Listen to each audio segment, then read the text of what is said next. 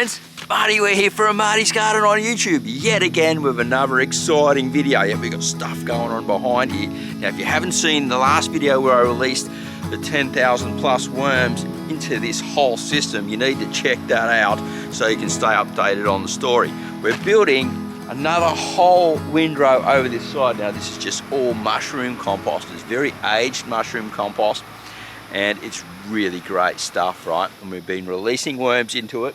We've got the biggest worm farm ever set up at the back, and there's probably about 3,000 worms probably released into that.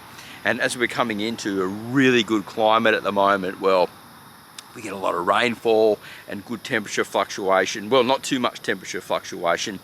Perfect for the worms to lay cocoons. Now, I've been really lucky because it's been raining hard here. And in some ways, look, the mozzies are just out of control. I've heard they're the worst they've been here in 12 years. But I had to spray myself really heavily, like with bad stuff, just to be able to produce this video for you guys. So I know I never do that. I hate these poisons, but I had to do it. Sometimes you got to do what you got to do, right? So what is in this over here? Well, we had to get, as I said, the aged mushroom compost. We pulled it out from one of the back of the bays, been sitting for quite some time, and then moved it into this part. Now, 3 cubes, which is 3 cube, 1 cube is 3 feet square. So we've got 3 of those, and I'm pretty excited to get it going. And I'm going to be using these back areas to breed my worms. I've got to watch where they go so I know where not to dig too much, where not to turn too much, and where not to disturb them as much as possible. We want lots of cocoons in this zone. So there has to be some patience involved from my end, as well as getting a compost out at the same time, because we need cash flow, right? So this is the biggest worm farm ever at the back of the row here, and I released a bit over 2,000 worms, and then just sort of at the beginning of the row I released another 500, something like that.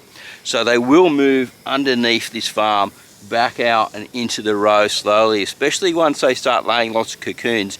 The bigger ones will want to escape, and I reckon there's a lot. Pete told me that there's a lot of baby night crawlers in the mix that I bought as well, so when they get bigger they'll start moving through the system.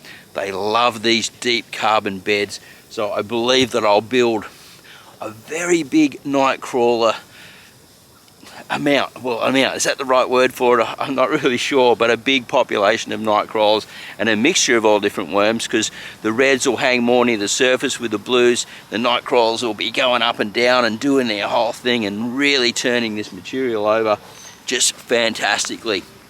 I keep it covered over like this to keep it nice and dark, so you know, like the light's right and they can come up and feed around the surface more and do what they want. There's lots of coffee ground spread around the outside of the farm, so if they come out and around the outside, they hang near the farm as close as possible for the moment to feed before they start moving into the rows. I don't want them in the rows too quickly just yet. I really want them staying together and not spreading out too much so they breed and I get more cocoons. I really do think that I probably could buy more worms to get in, but it's interesting to see how well I do, because you know, like sometimes you can just overspend, and I don't really want to do that. But I am sort of excited to see how they move through the different blends, how they move up against the wall in the system, and just having a bigger farm overall. So now that I've got this row here, we've basically got 3 square meters in here. So there's about 15 square meters put into this whole bay altogether. I've got a lot of material to go through. It's a bit of a patience game here that I'm going to have to play down at the Three Brothers. I know that because I need to build up numbers. It's all about these compost worms, and I can make a great compost without it, but I can make something even better once they start dropping their beautiful castings and moving all that biology around. So keep watching to stay updated, guys. If you're going to start a windrow and you can get hold of mushroom compost, I highly recommend it, just for the fact that it stores and holds a lot of moisture and they can move through it nice and freely. And the thing is that if it piles can dry out quickly, you can lose your worms, and it does stay quite moist. Alright, you have a great day, happy worm farming. We'll see you at the next video real soon. Remember, there's more stuff coming up here on the show. We've got this sponsor of worm farm thing coming up and setting up the worm tea. I'm raving on now, but there's lots more to come. Have a great day. Bye for now.